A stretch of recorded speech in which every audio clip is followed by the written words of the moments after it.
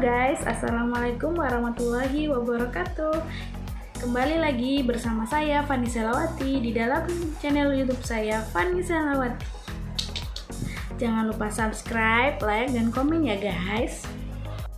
Nah guys, terlebih dahulu saya akan memperkenalkan nama saya, yaitu nama saya Fanny Selawati dengan NIM 12010326076. Saya dari kelas AP 5E dengan Prodi Manajemen Pendidikan Islam Fakultas Tarbiyah dan Keguruan Universitas Sultan Syarif Kasim Riau. Nah, pada video kali ini saya akan membahas mengenai manajemen mutu, yaitu dari buku ini ya guys.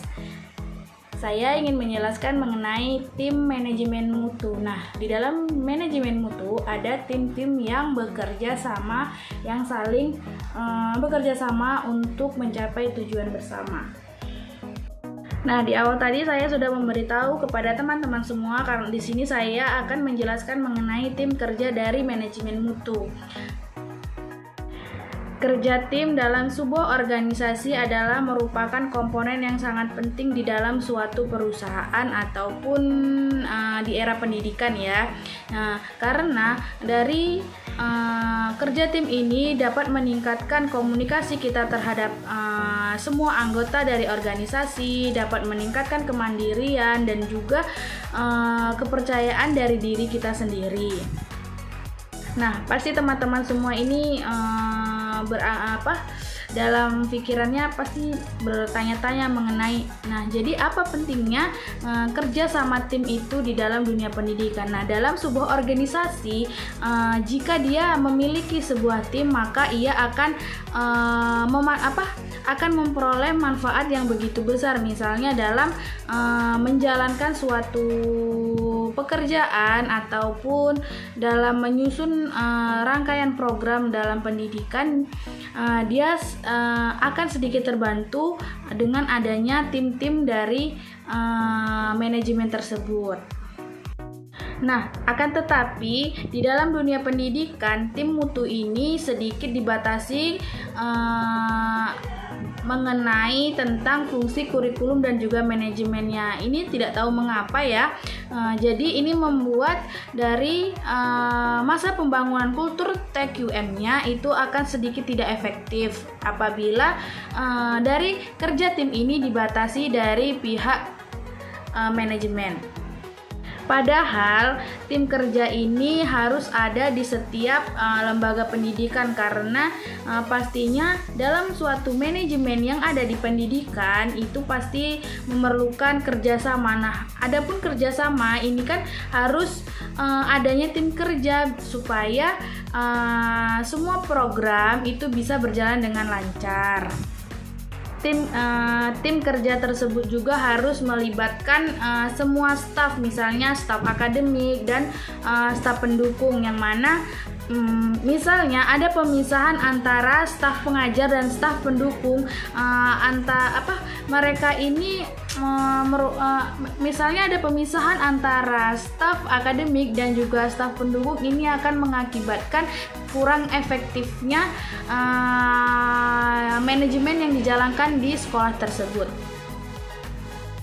Nah, tim kerja ini dibentuk agar ia memiliki sejumlah fungsi penting yang mencakup pertama yaitu bertanggung jawab pada mutu pembelajaran, yang kedua ia bertanggung jawab atas pemanfaatan waktu, yang ketiga yaitu ia menjadi sarana untuk para pegawai lalu mengevaluasi dan meningkatkan mutu, dan yang keempat ini dia menjadi sarana penyalur informasi. Tentu ini harus berjalan dengan beriringan antara satu dengan yang lain.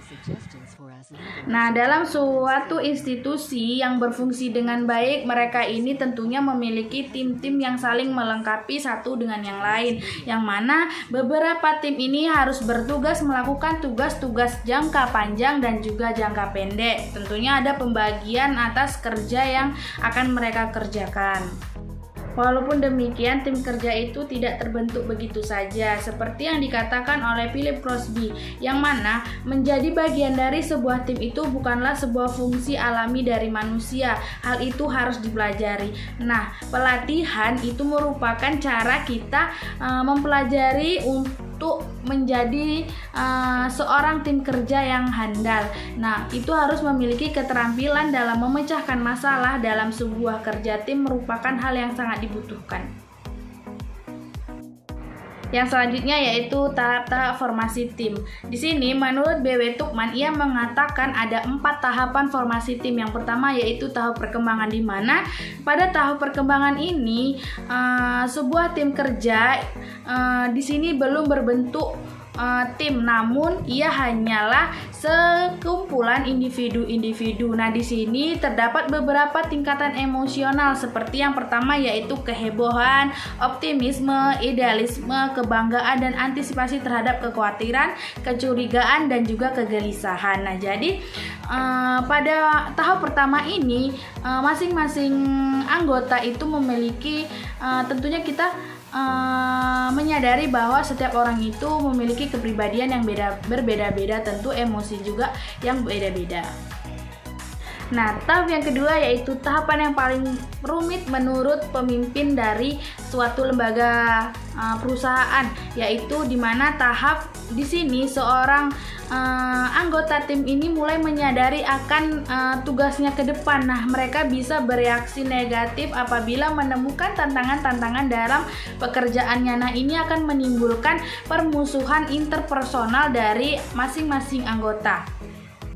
Nah, yang ketiga yaitu tahapan penataan norma, yang mana di sini masing-masing anggota tersebut akan mengembangkan metode-metode dari pekerjaannya dan mulai menyusun peraturan norma dan juga membagi peran antara satu dengan yang lain agar mereka bisa tahu atas pekerjaan yang harus mereka kerjakan. Misalnya dalam sebuah tim ini tentu ada sekretaris, ada penanggung jawab. Nah, dalam pembagian peran ini tentu bisa menetralisir adanya kegaduhan antara anggota yang lain.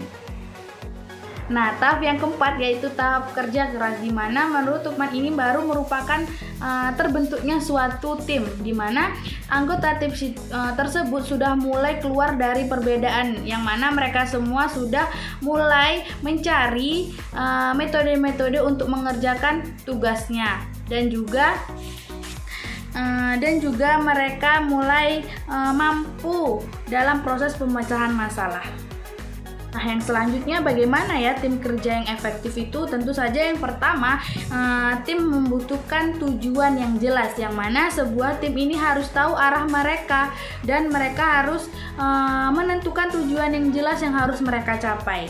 Tentu itu perlu kita tahu tujuan dari kita membuat tim tersebut. Yang kedua, sebuah tim ini membutuhkan sumber daya dasar untuk beroperasi, yang mana tentu setiap anggota ini pasti membutuhkan kebutuhan sumber daya seperti waktu, ruang, dan juga energi. Tentu itu harus dipikirkan oleh pimpinan tentu saja kan. Yang selanjutnya yaitu yang ketiga, di mana sebuah tim ini harus mengetahui tanggung jawab dan batasan-batasan otoritasnya, yang mana apabila kekecewaan itu lahir jika terdapat pertimbangan yang diabaikan. Misalnya ada peraturan yang diabaikan, tentu itu akan mengakibatkan tidak efisiensi sekali sebuah tim tersebut. Nah, yang terakhir yaitu tim kerja tersebut harus memiliki rencana kerja. Tentu itu perlu ya dalam suatu program, rencana itu perlu. Misalnya kalau tim kerja ini rencananya yaitu sesuai dengan visi dan juga misi serta program-program yang harus dibuat, lalu juga membutuhkan langkah-langkah untuk menyelesaikan masalah tersebut agar dalam penyelesaian masalah sebuah tim atau anggotanya ini paham bagaimana langkah pertama yang harus kita lakukan agar pemecahan masalah tersebut itu dapat berjalan dengan baik. Baik, mungkin itu saja penjelasan dari saya. Semoga teman-teman paham atas penjelasan dari saya dan bisa mengambil inti sarinya dari penjelasan saya. Semoga ilmu yang saya sampaikan ini bermanfaat untuk para penonton semua yang menonton channel saya. Terima kasih semua yang sudah menonton. Jangan lupa subscribe, like, dan komen. Dadah.